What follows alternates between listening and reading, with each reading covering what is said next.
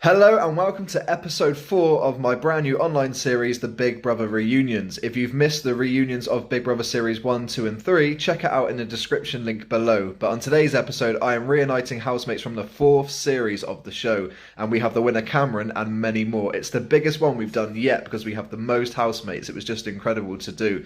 Don't forget to come back and tune in on Friday where I have the Big Brother 5 reunion, and it started off a bit shaky. I didn't have many confirmed. But my God, did we finish on a very good one with an incredible lineup. So I know that you're all going to be excited. So if you enjoy it, please like and subscribe. I really appreciate it. And I hope you enjoy this episode. Everybody, today we've got something very special. We're doing a Big Brother 4 reunion. And we've got loads of housemates on this call. I'm so excited to bring them on and say hello to you. We're waiting on one more, hopefully. So let's start with the winner, who's in the corner there. Let's say hello to Cameron. Hello. How are you? I'm very well, Lewis, thank you. And we've got Sissy. How are you? I'm very well as well, thank you.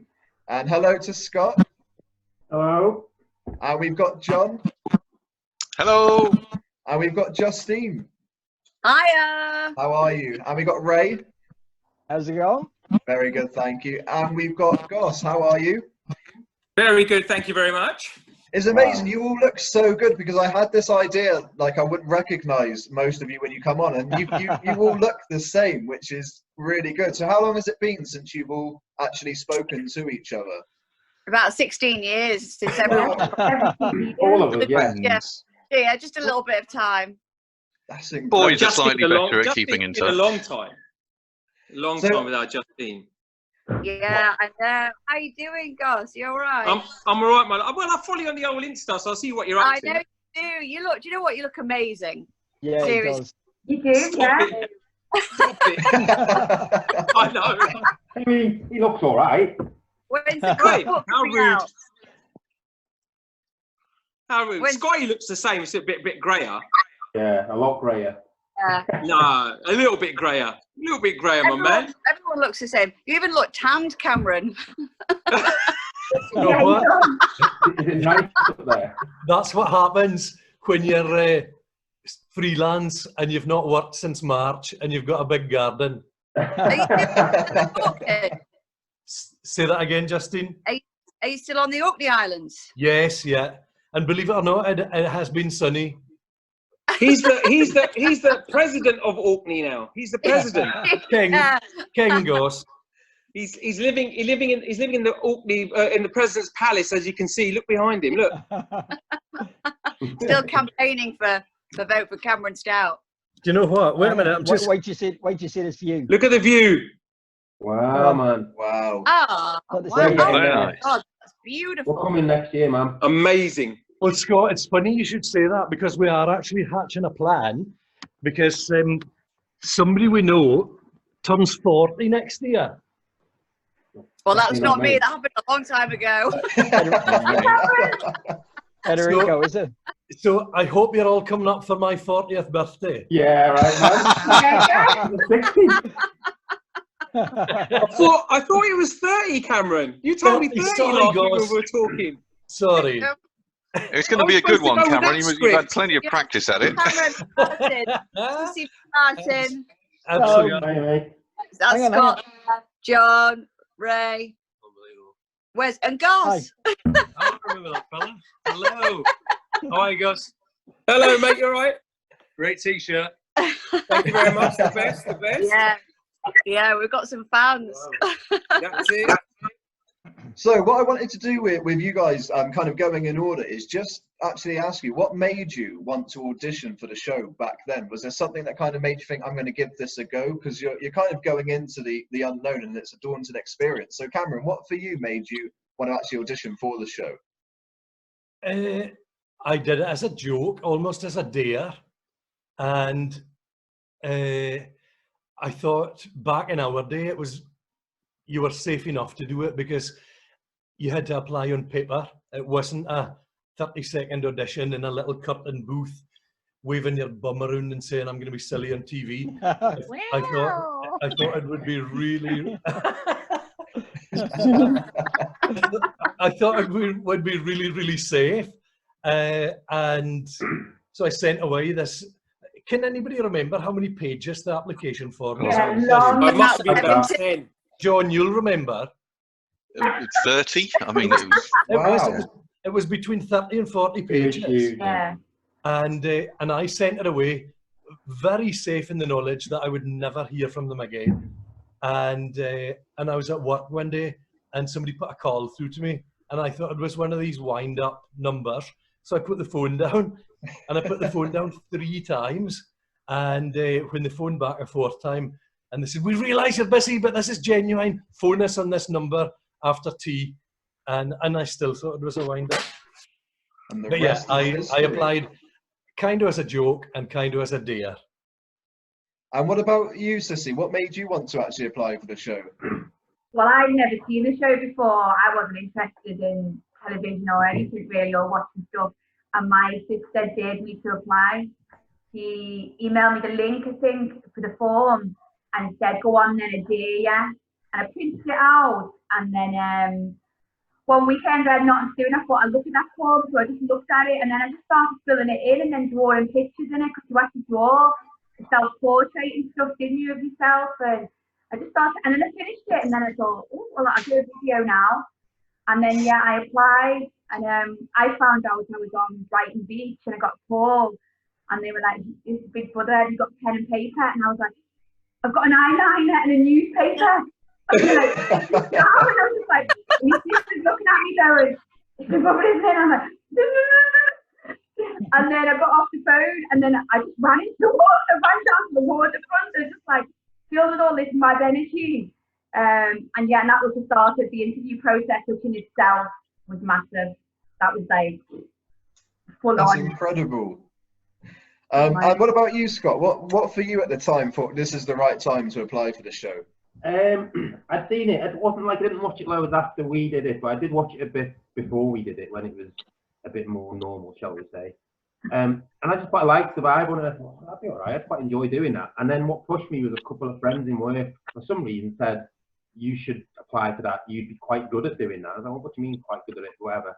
So I had to go and do it. I applied, and then, yeah, just like the others, you just a bit surprised to get a call back and all the rest of it, and for second application form and all the rest of it. So yeah, just did it in a bit of a, just because other people like me on, really.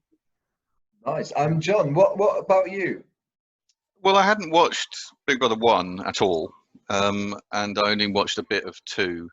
But come 3, there was a streaming option, and I borrowed, shall we say, a projector from work, and so it was a bit of a lad's techie flat, and we had Big Brother 3 streaming on a big white wall at the end of the living room. And I was describing this to a friend at a barbecue, and he said, "Yeah, John, but you're obsessed with it, but you'd never get on yourself." And so I treated that as a bit of a bet, and was determined to prove him wrong. And I said to his face, "You'll regret saying that to me. I'm gonna get on." And so I did. And Justine? No. Well, I did watch 1, 2, and 3. I watched it with my best friend who was poorly with cancer. So it was, for me, I went on it because, oh, let me in the background, Ray. Oh, let me get. Sorry, Justine, work away. Don't mind me. Oh, is she gone? Has she? We've lost Justine. It looks like that's emanating from your head. Oh yeah, you're back. Sorry. No.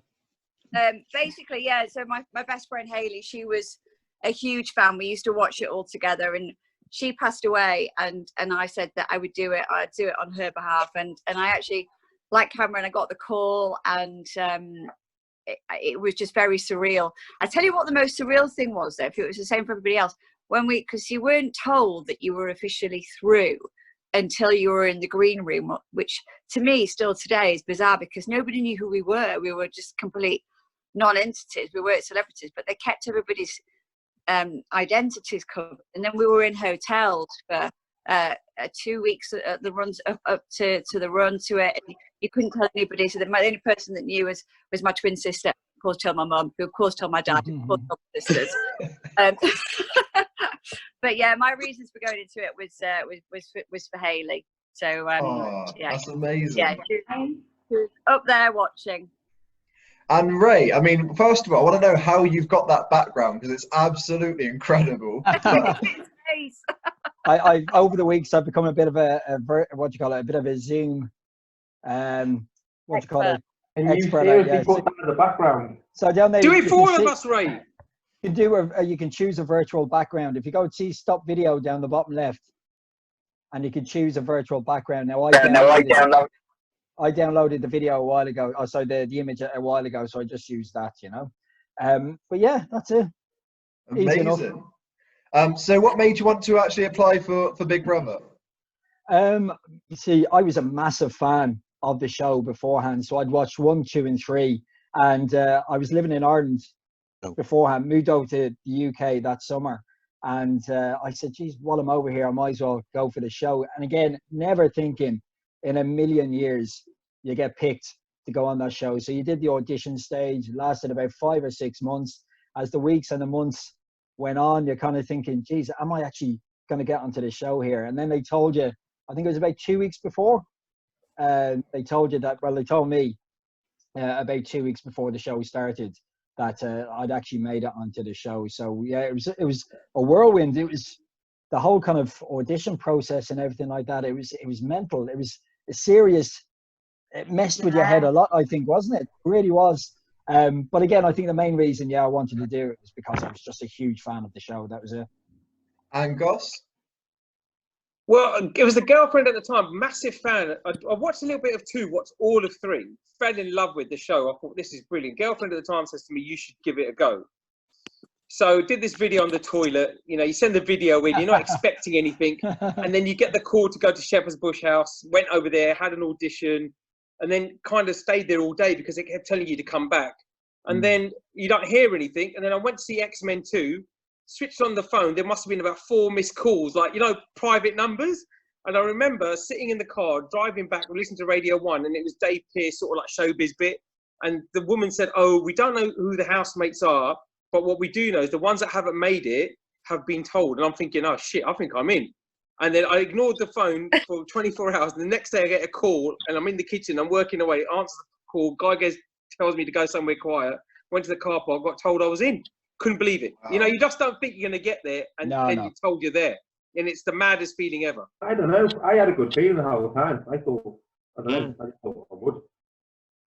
You knew. Making every round, and it seemed that easy. Like you were doing well at something that was easy. You were just being yourself, and you've done well. No, but they kept calling me back, Scott. They kept calling me back about 3 or 4 times to different hotels in and around London. I'm thinking, what is going on here? You know what I mean? You have to go to a coffee shop and meet someone with a certain coloured hat outside the coffee shop, and then they put you to a hotel, and you're all on like walkie-talkie.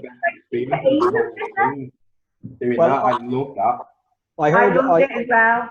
I heard afterwards, after the show had finished, I was talking to a few of the producers afterwards, and they were saying that they weren't going to let me go onto the show, so they weren't sure about whether to pick me or not. And I was like, well, we know why, Ray. We know why. And the reason, and I don't know if I actually said this to the guys there, but what they thought I was going to go, and they thought I was going to walk it. To be honest, that's what they said. They said that they didn't want to have another Brian Dowling, where someone was a favourite. You walked it, didn't you? I know, yeah. No, well, this is what I'm saying. This is what they had said to me. They said that they had thought I was going to walk it. They thought that you were going to be a favourite from the start and then go on to win the thing. But then afterwards, again, they were like, we weren't expecting you to be the way you were. The way I was kind of getting pissed up, having the odd fight from time to time. What do you mean? That is Ray Mondo. That is the Ray Mondo. I was good at hiding that. Nothing's changed, Ray. Oh, stop. And the amazing thing with this series is you all, even in the house, got on really well, because when I've been organising these reunions for each series, a lot of people will refuse to do it if someone else is on it. But you guys just seem to really get on in the house, and now. So when you first walked in, you met each other for the first time. Did you know that you were all going to click? Yeah. I remember us sitting down on the first night round the dining room table and actually making that an explicit agreement amongst us. This was our community. if we had a problem, we were going to sort it out amongst ourselves, and we weren't going to be that kind of group. I mean, it made for boring TV, but I don't remember that. I don't remember much. But they did 17 play years with ago. us on the first night where they made us go and do those nominations when we Mm. hardly knew each other, and Yeah. that was really cruel what they did there. That was really cruel. It was a bit of a twist, wasn't it, for the first? Because they'd Yeah. never done it. And it I'd did. say It it was like, change, sorry. it can change it, but to be honest with you, I just think, I mean, I know what I'm like as a person anyway. I will always, you know, just like to think that you can bond, that you get a really nice fit. It was just a lovely environment. Everybody was just, you know, lovely. it was like a couple of days, I reckon. Our The first house day was really odd. fantastic. I know, I'm looking at all your faces thinking, oh, I've missed you all. You know what though? I have to say, I actually find it very unfair the way that they kind of have our series as being like a really boring series, because we Yeah, had such a great time. We had such a great time. I think it's more testament to our personalities that we're actually, you know, we actually did get on. We weren't a bunch of fruitcakes or Yeah. belonged I in a couldn't care mental less asylum. that people refer to it as that, because all I see it through is my own experience of it, and that was just in a house. It was with a you great guys. time, yeah, And I exactly. couldn't give two hoots that people didn't find it. Loved it. Do you know what I mean? Loved it. I don't think there was a minute of that place I didn't really enjoy. Yeah, You know, I mean, you it had was moments, but not like, you know, you think, oh, I want to get out of it.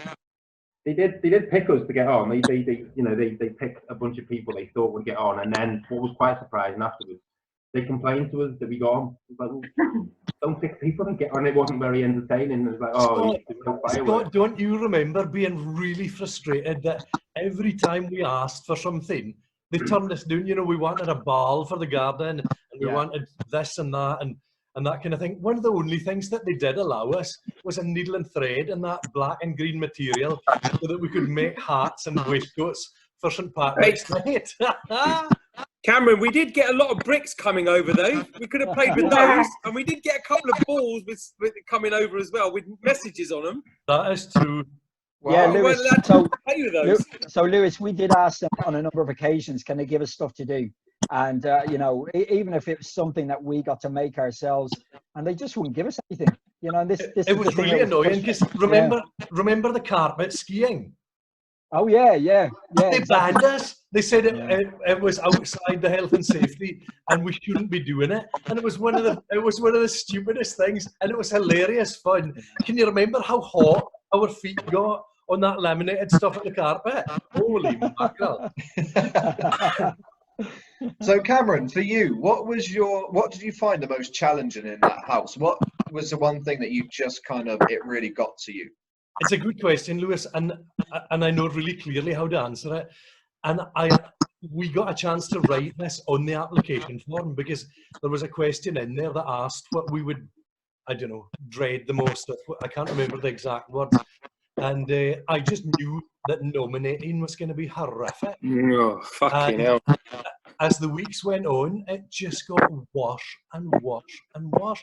And do you remember, everybody, you know, after a few weeks, we would be sitting in that damn diary room for about an hour and a half, trying to convince them that we had said all we could say. And I remember one week, you know, I don't get mad very often, but there was one time that I was really, really browned off because Big Brother hauled me into the diary room the day after nominations and said, you're at risk of being put out of the house because your nominations were not full and frank enough. And I was livid. I was really, really mad because I tried my best to give a nomination in circumstances where I didn't really have a decent enough nomination. They accepted the reasons and then gave me a telling off the next day. What's it like to actually be nominated? Because when I watch it as a viewer and you see people Scott get wouldn't really know. annoyed. Scott wouldn't know what it's like to be I nominated. knew I was nominated on the first night. Yeah, he got He nominated. did. He got Yes, nominated on the James, first. John. Yeah. That doesn't count, Scott. That doesn't count. Because you know, you always see. And I didn't get one after that. It's not a nice feeling because you feel like, because we were so friendly and there was nobody from the beginning like saying I don't like this person. I think it was harder to be nominated because you just thought, I thought everyone was my friend. I found nominating super hard because I've never really watched the show, so I've never really gone through how the process goes and then be put on a seat and told especially on the first night. You've got to pick somebody from everyone you just I met. don't even know what anyone was. You don't know what? But it was like, you got to nominate someone in the first night. I'm sorry, I don't know anyone's name. I didn't know the name, and then we went, don't worry, you've got a board with the name. Board was there, Cecily, remember it? Just look to your right. I have to say, it was weird because at the very start, the first couple of weeks, the people who lasted, like, you know, again, being a fan of the show, there were people who I thought would have lasted a lot longer than what they actually did. I was very surprised. And then you were kind of going, what was it that people were seeing on the outside that we weren't seeing on the inside, that people were like, for example, myself and John, you know, me and John, like in there, we even though outside the house, we get on very well, but in there, we just didn't really click too much, did we? The second time when he came back in, we did. But the first time, I think that's because I'd changed. Yeah, I agree with that. Yeah, probably. But the first time, like, he got it, like, we didn't click, and we were kind of thinking, and every time he was up for eviction, he was surviving, and you were going, what is it? What is it people are seeing that we're not seeing here? It turned out it was the diary room, you know. But you know, obviously we got to see what John's really like on the outside. Yeah, I mean, I'll answer that question if you like, Lewis, because I was nominated for the first 4 weeks in a row, and I think, you know, if you get the odd nomination and you're up for eviction, then I suppose that's just part of the game. It caused me some angst because I didn't know what it was about my character that people were presumably having an issue with. I think I do know now, but at the time I didn't. So. And what I think as well, what happens is when someone gets nominated every single week, they become an easy target because you start to go, do you know what, he's you or she's used to getting nominated, so let's just, I think I'm going to nominate that person. You know, it's probably, you know, in hindsight, it wasn't the right thing to do, but you had to think of somebody, and you had to think of these reasons to do it. So you kind of thought, listen, John's a pro at this stage, I'm just going to nominate him again. Sorry, you had to find some reason, didn't you, Justine? Ketchup, for instance. I still love my ketchup. I still love my ketchup. Because I'm vegetarian. Ketchup Did I? is on my table every single night for dinner. There is not a day that goes without vegetarian. Yeah, but you were disproportionately using the house resources, Sissy. Yeah, too much cheese. Lewis, see what you've gone and done. I thought nominating was easy. I didn't have a problem really with nominating because there's one thing you knew before you went in is that you'd have to do it. So I'd kind of prepared myself for it. Yeah, but I hated it. I hated it. So when you got to know the people, when you got to know us lot in the house, it was so hard. I used to hate it. It's one of those things. If that didn't have the nominations, the program would be great. Yeah. But obviously, you've got to nominate someone. It was just horrible. You've got to have them, otherwise it doesn't work. What about a shotgun? Let's just shoot the person that we don't like instead of actually. That's the next version. I definitely would have struggled with that a bit more. I'm really surprised Federico's not on yet. I really thought he would have come on by now. But I want to ask you. 7 o'clock, he'll phone you. I wanted to ask this question to all of you, so you can all answer, you know, separately. But you know, it's such a long time ago, and your lives have all changed in many ways. So, looking back now, is there something that you regret that you kind of watch back and think, "I wish I didn't do that," or "I wish it, you know, isn't out there"? Is there anything that kind of you wish? Oh, I've got one regret. I have one regret. So I'm walking from the boys' bedroom to the bathroom. And Big Brother says, this is the Sunday that Cameron goes to Africa. I'm literally by the dining room door, and Big Brother says, can someone please come to the diary room? And I'm like, fuck it. Cameron's going to go. I'm going to carry on going to the toilet. So if I'd walked into that diary room, I would have gone to Africa. True. Anybody else? Oh, yeah, that's one regret. No, do you know, me personally, I don't regret anything really I did in there. You know, I think I went in there just wanting to have the best experience, just wanted to be myself. And, you know, if you lasted 1 week or you lasted obviously the whole way through, so be it, you know. So me personally, I haven't taken anything away from that show like that's negative. I think, you know, I'm glad I did exactly what I did on that show. I don't know what everybody else thinks. Yeah, no, I think the same, Ray. I don't regret it at all. I think it was just one of the most amazing, surreal experiences. And I think on our year, from memory, that 110,000 people applied, which then quite a lot, but back now it's not. And to be selected as one of the 110,000 out of all of us, I think was incredible. True. I've got one regret, and that'd be probably not like John alluded to it before. Kind of there's a difference in how I got on with John before he went out of the house, and then when he come back in, I wish I'd made more of an effort the first time around, basically.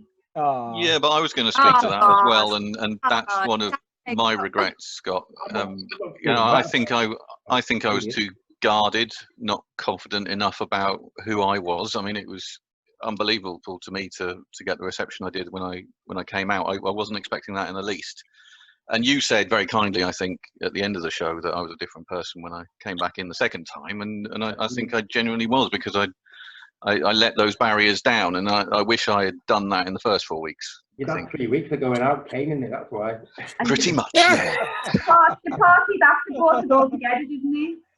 Yeah. I don't have any regrets, but when I look back, I was only young, and I was only 27, but I went in with a different mindset, and I think I was more naive, I was more gullible, I was more trusting, I was more firefly. I was like, I was a different person than I am now, even though I'm the same person. I wouldn't do anything differently. No, I wouldn't do anything differently. I'd give it my best shot. I was just in there to meet people and to have fun. And that's what I ended up having. So, is that the same for you, Cameron? Say that again. Is that the same for you? Because I've seen that you kind of, you look like you're agreeing with people that you didn't have any regrets. I look back really, really fondly, and it's because of this bunch on the screen. You know, a lot of people afterwards say to you, how could you take part in that? And, you know, people have got different views on it. And I've always viewed it as having been a tremendously positive experience that I look back on very, very fondly. I'm not a person who has a lot of regrets in life anyway, but you know, if I'd met 11 people in a car park, I couldn't have wished for a different 11 people other than this bunch, because it genuinely, you know, after series 3, when they had the rich side poor side divide, which was met with some, you know, not everybody approved of it, and the voting public, half of them liked it, half of them didn't, and they wanted a more sort of cohesive household for series 4. I'm extremely thankful that they did, because, you know, and John, I think you were a real catalyst in how we acted together to overcome the tasks and the challenges, because so often in other series of Big Brother, everybody falls out because they can't agree how to tackle things that go on in the house. But John was a real sort of get it together guy, and we worked as a household to overcome the challenges and to try and, despite Federico's best efforts. Yes. Yes, well done, Fed. We did try and work together to pass the tasks. And if I can just talk about one of those jolly tasks, you know that blooming the bell ringing task. I was convinced that only people from the deaf community would have been able to tackle that test successfully. Holy mackerel! Ding, ding, ding, ding, ding. We did, and remember the wristbands that we wore in solidarity. Yeah. Yes. Still got mine. It was so. I've still got mine, John. I should have worn it tonight. Yes. But I look back on that and I think, do you know what? We worked together. And yeah, there were times that we were annoyed by one another. You know, I hold my hands up. I'm annoying to live with. I know. I remember working on the Pedalo challenge. That was one that we all had to work together on as well. That was hilarious. It was not. It was horrific. No, it was good until the chewing gum incident. He was on it. He got up. And the scout one. He messed up the scout one as well. I know. But he wanted to stop. But Federico wanted to bet the most money on all the tasks. Exactly. Oh, it's 100%. Didn't put in that level of effort. That's One thing, you know, as a fan of the show, I just couldn't understand. You go in there, especially the year that you were in there, it was watched by millions. It was when Big Brother, you know, as kind of as we know it now, it was successful.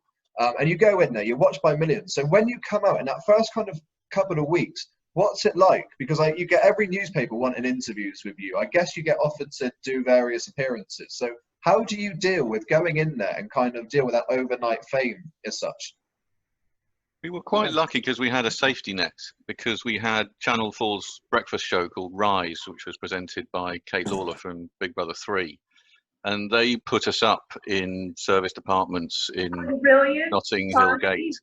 And so for those people who didn't live in London, there was somewhere that you could stay for free on the show and still go out to all of the events and come back and be on Rise which we early did in the morning.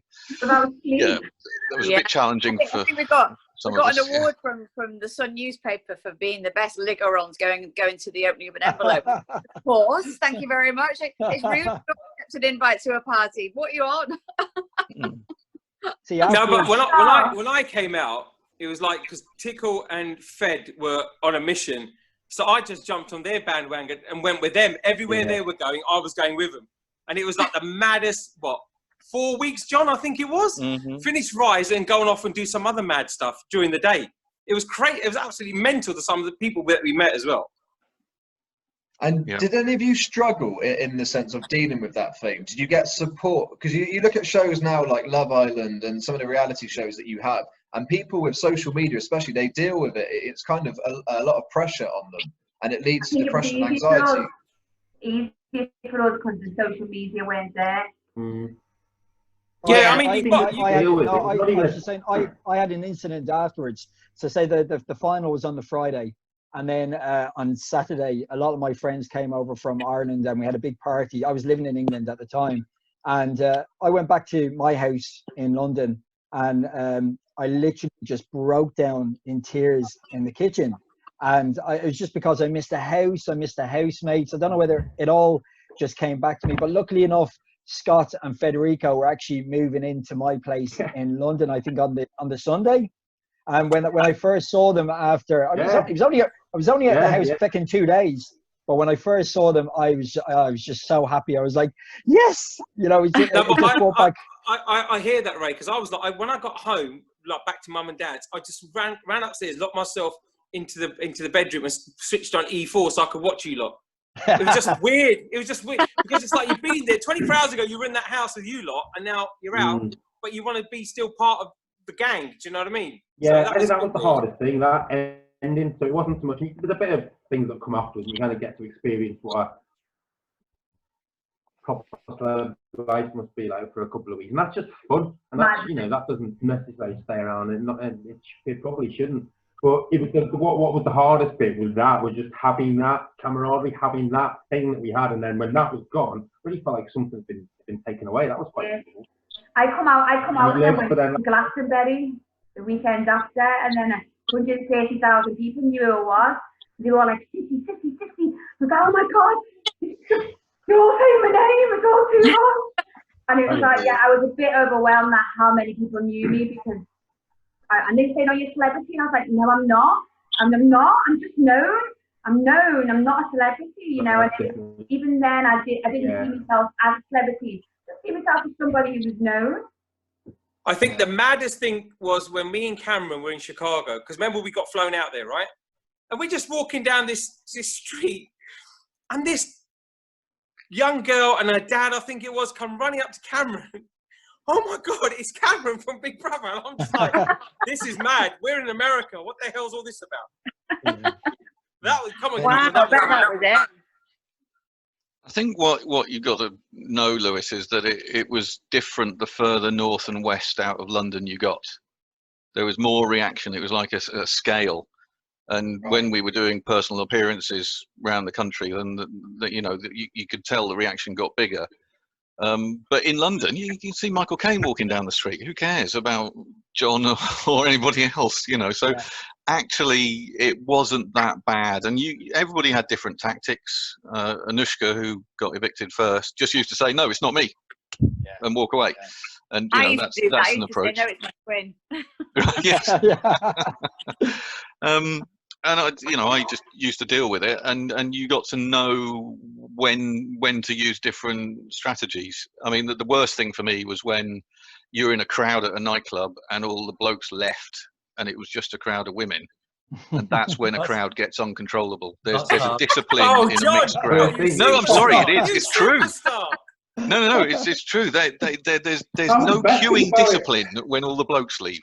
That's Wow. Well, I do agree. Obviously, now I think nowadays, where the people who do the likes of these shows, they do it for a different reason, you know. And I think everyone seems to have done a lot of the reality TV shows. They all seem to have a big following on social media as is. They have some kind of training. Yeah, it's like they're they've been built up to do this. So I think they're a bit more prepared. But then, I do think that there is a duty of care to look after former housemates or former contestants of reality TV, because you've been thrust into that limelight. Nobody knows really who you are. Then afterwards, everyone knows who you are, and then after a couple of months, it's kind of taken away from you. If you know what I mean? Like some people go back to their normal jobs, or you got the next series that starts, and it's all about them. So I think some people, there has to be that follow on, and just to see how you are and how you're getting on. Like, luckily enough, like as I said, like for us, we were a bit more stable compared to people in newer series. We had each other as well. We series saw each other immediately afterwards, didn't we? Yeah. There was a lot of stuff that went on immediately afterwards that we all did, and that was really good. And I see that as part of the experience almost as well. The time afterwards. There is this perception that you get sort of minders or something, and that was true for Big Brother 1, but it wasn't for us. We got an agent appointed for us each for 2 weeks, and if you hadn't found your own agent after that fortnight, you're on your own. You just cut loose. Wow. So there was nothing. It was only the rest of us that was the support network. Yeah, you were kind of sort of like in a bubble a bit, all, and then you were left to sort of make your own choice, and you either stay and carry on, or you go back to your own life. But I think because we were all genuine people and we didn't use it as a platform to get famous or anything like that, I found it easy to go back into my own world. I'll tell you what I liked when we come out, we got given that mobile phone. Yeah, I've still got it. Well, that one. Hey, gosh, no way. That one. How do you still have that? Wow. That's it. They're going to phone you on it. That's Famous incredible. YouTube. There it is. That's great. I lost mine on a train. God knows what So, Lewis, what happened there was that O2 sponsored the show, and so we got given this free phone. Nice one, Cameron.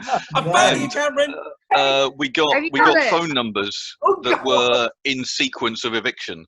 So So Anushka, who came out first, her phone number ended 001 and then 002, 003. Apart from Cameron, who got a completely different number. And I think that's probably because Lisa was added to the show. So she got one of the 12 numbers and Cameron had to get a special one at the end.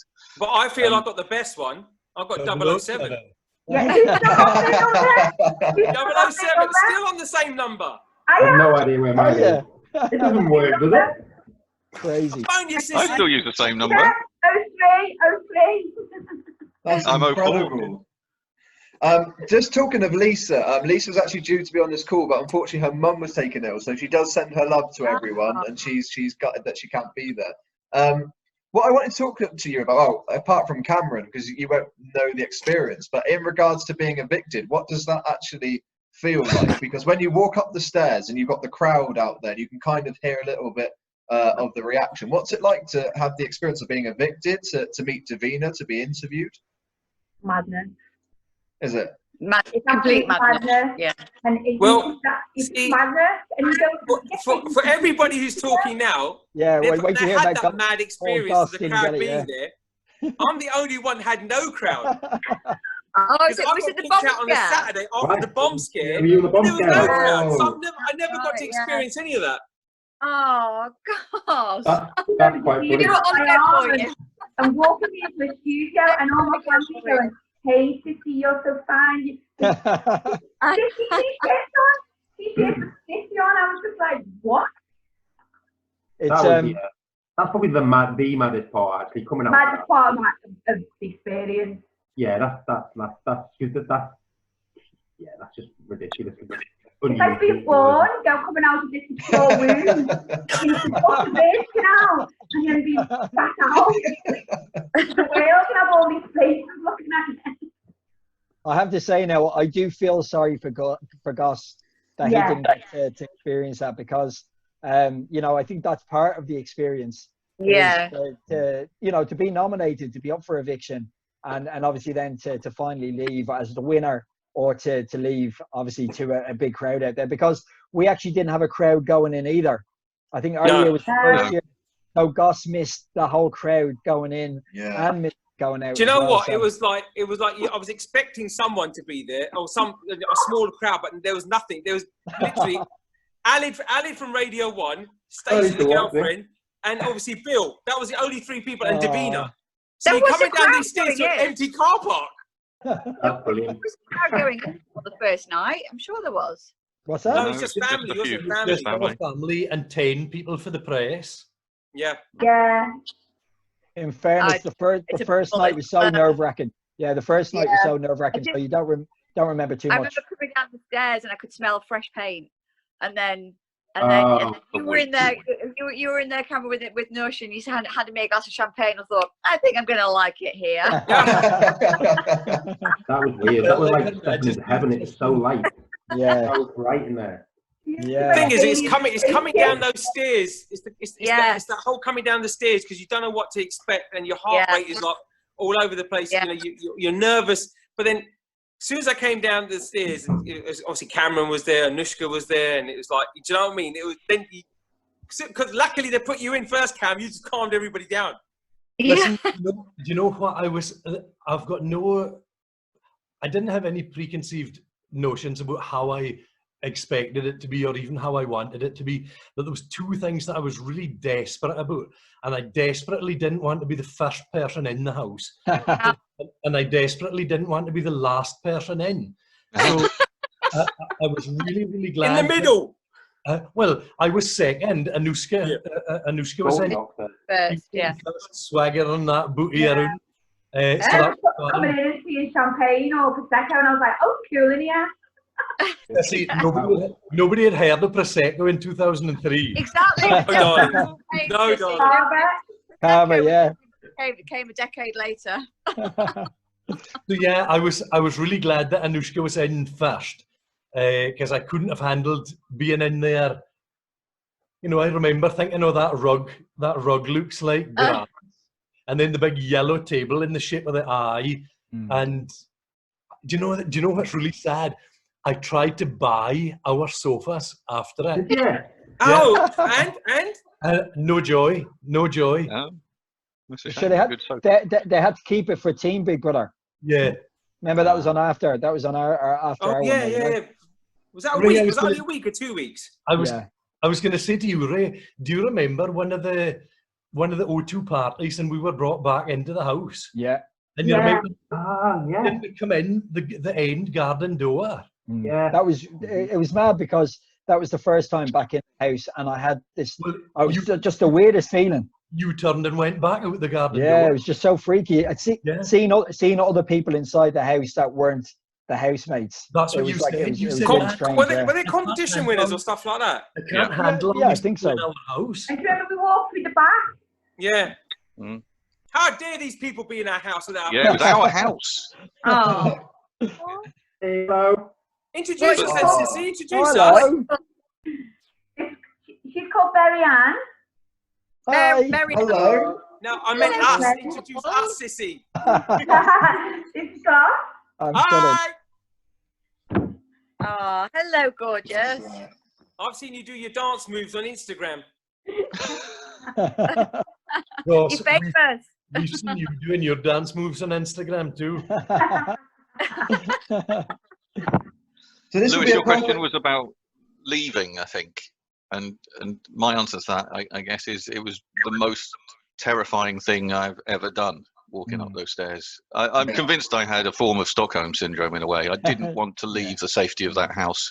Yeah. I didn't want, you know, what I knew was down those stairs and up the stairs was unknown and horrendously scary. And you know, my legs almost gave way when I opened the door. It was horrible. Luckily, I got a good reception, but it's funny. I watched that back once or twice, and the cheering goes up, and I didn't hear it. I wasn't processing it at all, and I stood there like a lemon for 5 seconds without doing anything because I didn't know what to do. What do you do? Yeah. Well, walk down the steps, but I just couldn't. I had no control. You've gotten used to living with 12 people, 11 people, 10 people, 9 people, and it's exactly how you're describing it, John. We were comfortable with one another. We generally loved the house and the garden, and when you get to the top of that steps and there's the fireworks and the shouting and the newspapers flashing. It's a little bit like coming out of lockdown. The lockdown was easy. Lockdown so well. Yeah. That's it. I think we've all done well, haven't we? You're right, Greg. Yeah. The lockdown was easy. Exactly. I've spent 11 weeks, no problem. That sensory overload that you experience after having lived in relatively calm surroundings is a bit much to take in. Yeah. Like John says, he didn't see it, didn't hear it, and it was all going on. And I think a lot of us would have shared that feeling. That really, I ran into a steel barrier, and I've still actually got the scars on my legs, and I didn't even feel it. It was only when we were through in the press conference, and I had a funny sensation on the front of both legs, and I pulled up the leg of my trousers, and there was blood pouring down both shins, and I hadn't clocked it at the time. It was only, I don't know, the adrenaline. Yeah. So it'd be good now to ask you each kind of what you do now for as a job and kind of since leaving the house. So what about you, Cameron? And Cameron, can I say, when you first came on today, you reminded me of John Barrowman. Oh! Got a better joke. John Barrowman. Well, that's going to stick. That's all I could see, and I was like, wow, I've got a special VIP that's on the show. You look exactly like he does now. Sorry to let you down. Amazing. Great connection. I love it. Although he's also Scottish, he's got a much better American accent than I have. So what do you do now? Oh, well, I mainly work for the BBC, and a friend and I launched the first escape room in Orkney. Cool. You should do a tour of that, Cameron. Oh yeah, well, I don't think there's good enough reception there. And I qualified as a teacher about 10 years ago. So I tried to teach 1 day a week. Tried to work for the BBC 4 days a week, although I haven't been working since March, obviously. I'm one of the poor, sorry, 3 million who've been excluded from any support that the government is throwing around to other people. And yeah, run the escape room with a friend at the weekends and in the evenings. So it's great. Very busy life, but I like all the parts of it. And what about you, Sissy? What do you do now? Well, I set up my company called Speech Surgery about 16 years ago, and we deliver workshops to young people right across the UK to help inspire them. So like fashion, music, DJing, personal development, health and well-being, beatboxing. So I employ a team across the UK to go into schools and youth clubs to deliver workshops. And it's going quite well, actually. Not at the moment, it's not, though. Open. And Scott? Nothing, I've just been waiting for this for 17 years. So about the last 12 years, I've worked at the Everyman and Playhouse Theatre in Liverpool, so I've done loads of different stuff there. So where something similar to the city, I get involved in helping like the kind of young community, having shows on when we can, but obviously the last few months have been quite difficult. I'm not sure what's going to happen because we can't have audiences in and stuff, so that's the next challenge. But yeah, I've been here for 12 years, and I just love it. And John? Well, I'm still working for the same company that I did 17 years ago. So I work for Centrica PLC, which is the parent company for brands like British Gas, Dino Rod, and Hive Home for your smart boiler controls and stuff like that. I'm called an enterprise information architect, and breaking that down, I'm an architect. I design IT solutions. Information means I do it from a data standpoint, and enterprise means that I do company strategy. So Now remember, Lewis, you did ask him. yeah, he did. We've had this conversation 16 years ago, and it's still the same. Pretty much. Yeah. I love it. We can't forget that John was the brainiac as well. Like, come on, Yeah. that has to be acknowledged. Well, a little flash in the pan, Ray. I'm sure you've done better out of the media than I have in these 17 Brainiac years. was good. Brainiac was great. Yeah, but you're still. Well, let's do you next. You're Ray. Go on, Ray. I'm a jack of all trades. No, I work in radio over here, DJ in clubs as well. But then I set up my own business about 8 years ago. So I'm in the fitness, health and fitness side as well. So I have a company called. Why don't you look fit then? What? How can you not look fit? Hey! All those pizzas and burgers, we all know what you're eating. The gym's only opened up there last week. I put on the COVID belly over the last fucking 3 months.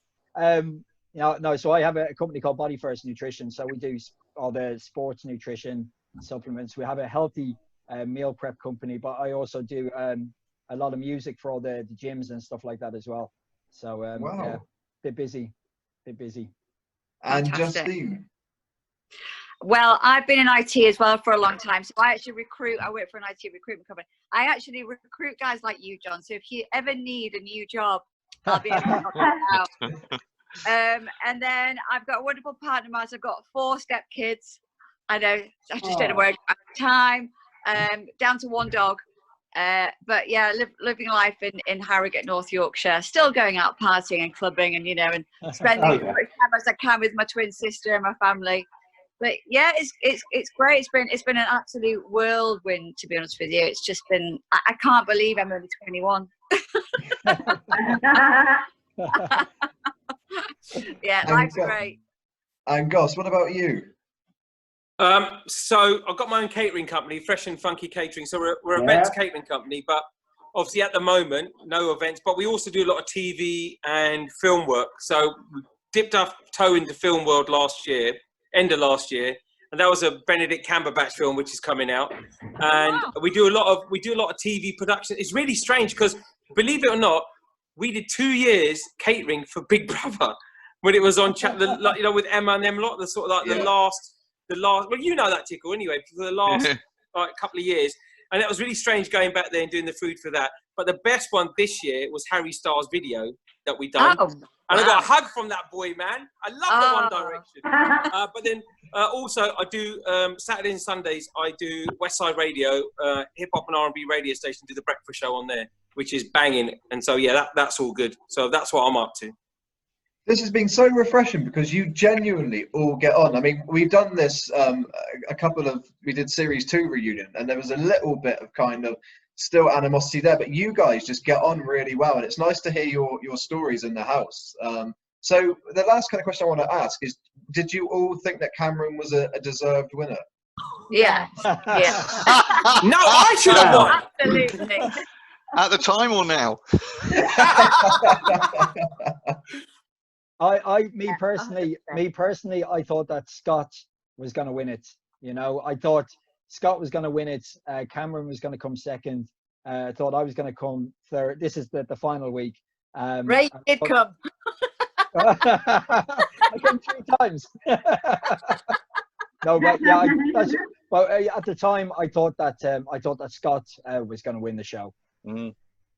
I think he was a fair winner, wasn't it? I think Cameron. I do. Cameron didn't have a bad way to say about anybody. There was no bitching. Every morning he was sitting in the breakfast bar going, hi, and I'm like, I haven't slept, blah, blah, blah.